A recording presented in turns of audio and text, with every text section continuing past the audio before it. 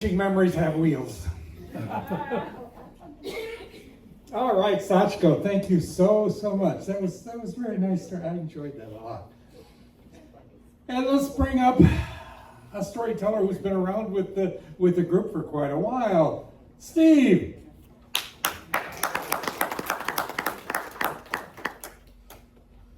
Here he comes. It's a long ways down. Okay. Testing. Yay. Hi there, everyone. Oh, get a nice sized crowd today. Look at that. Great to have everybody here. I'm so glad everybody's here. And I've got a lot of good storytellers I recognize. I've been doing this for a couple of years, and I've got a lot of inspiration from different people in the crowd here. This particular story happens to be real, so that's good. I was about 12 years old, weighed about 80 pounds. I lived in the suburbs, New Hampshire. Interesting, New Hampshire. See the accent?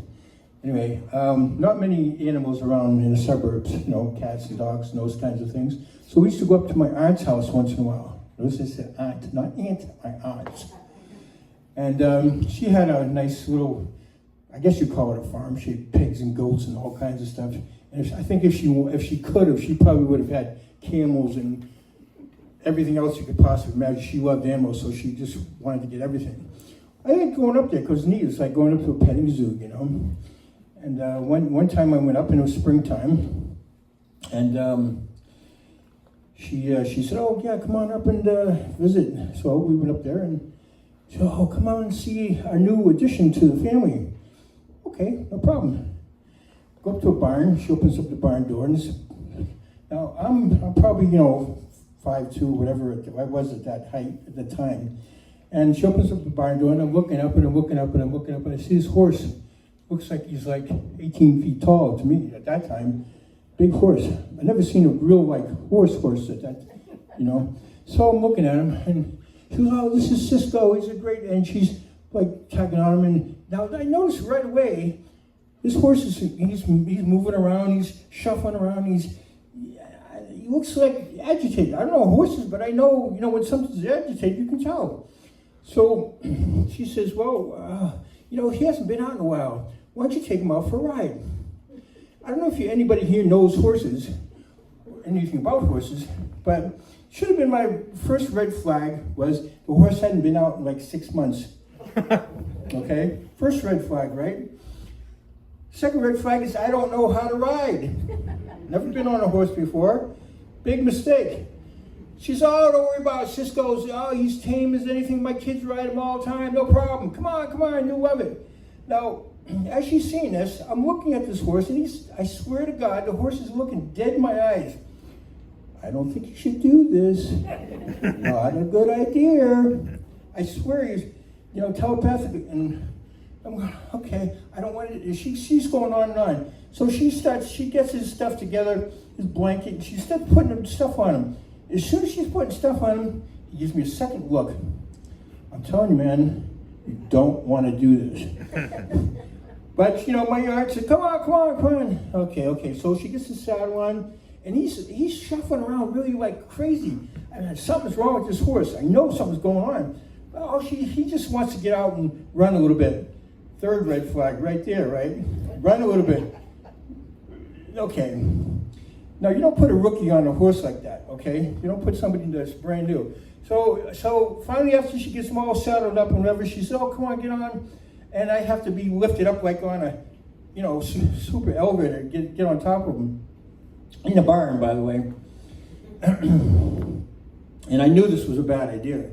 But, hey, she kept saying, "Oh, no problem. She opens up the barn door. You know what's coming. You ever see the cartoon Roadrunner? You know what happened. He flew out of that barn door, leaving smoke. I swear to God, smoke was going behind him. You couldn't even, boom! And, and my aunt's yelling, "Oh, stop. She's yelling to him, stop. And he's like, I'm gone, I'm history. And I'm like, please stop, halt, desist, whatever else I can think of. And I'm trying to pull on he's like, I told you not to go, but hey, you're here, so guess what? You're coming with me. He's flying down that driveway. Like, I mean, I don't know, how fast horses go, but he's like 100 miles an hour, it seems like. And I'm just holding on for dear life, going, please stop, please stop, please stop. No, fine. He gets to the end of the driveway. There's the main road is coming up. He turns that 90 degree turn. I mean, like not like this, just like that. I stayed on. I don't know how, but I stayed on, right? I was terrified. And he hits the main road. Now you think he's running fast. Now you think he was running fast before? No, this guy, overdrive. NASCAR, stock car, boom, he's flying. I'm like, okay, stop, please stop. I don't know why I did it, but I get down low on him.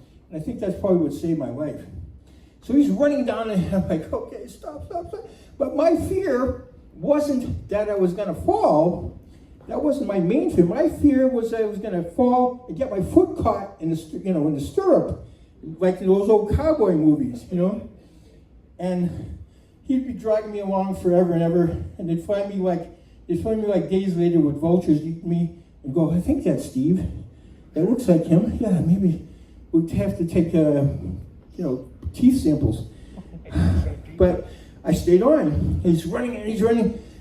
I'm looking down the end of this road we're on. There's all wooded area. And on this side, there's a barn and a house like way far. I'm thinking, where's this guy going? I'm thinking, you better not go into the woods because then I'm definitely dead. And he's running. And I'm saying, please, I'll give you carrots, I'll give you hay, please, I'll air condition your barn for you, please stop. Nope. Hits that turn where the barn is and the house is. Again, he takes another 90-degree turn. I mean, no swear, 90-degree turn. I stayed on. I didn't know how, but I stayed on.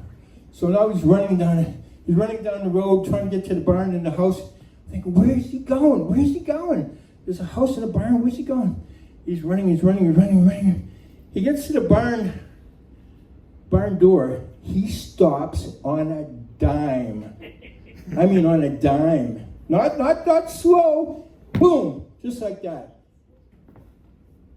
I stayed on. Trust me, I'm still in shock thinking about it. I stayed on. So now he's at the barn door and he's going, he's kind of kicking and he's making noises. I'm thinking, what's he doing now? What's he gonna do now? Please stop. Just stop and let me off let me off here. You can do whatever you want to do. But he's, I'm frozen in the saddle at this point, by the way. I couldn't move. So finally the guy in the house comes out. He goes, oh, hey, the house's name is Cisco. Hey, Cisco. Oh, I knew you'd come down and eventually. I was thinking, okay, who's this guy? He goes, oh, you must be your aunt's kid, your aunt's kin. Yeah. He goes, oh, come on down. Cisco's here to. See, I know Cisco. He goes, well, get down. I said, I can't. So he had to lower me off the horse. I'm frozen just like that. I'm frozen. I couldn't move. So I get off the horse, and he's going, yeah. He opens up the top of the barn door, their barn door, and of course, what's in the barn door? Hey. Thank you, female horse, of course, yes. So of course, that's why he's there. So they're greeting each other, and I'm thinking, oh, okay, that's why. So that was bad. But they're talking, they're kind of greeting each other, and I'm still frozen. And he goes, well, what's your name? And I go, hey. I said, horse fast, run, stop, no fast. I couldn't even talk at that moment. And he says, oh yeah, no. He says, okay. And then the horses are. He goes, why don't you take your horse back to your aunt's house? And they had enough time. I said, okay. I said, but I'm not riding it. He goes, oh, no, you'll be fine. No. So his kid comes out, who's about 8 years old, comes up and grabs the horse and gets on it and takes off.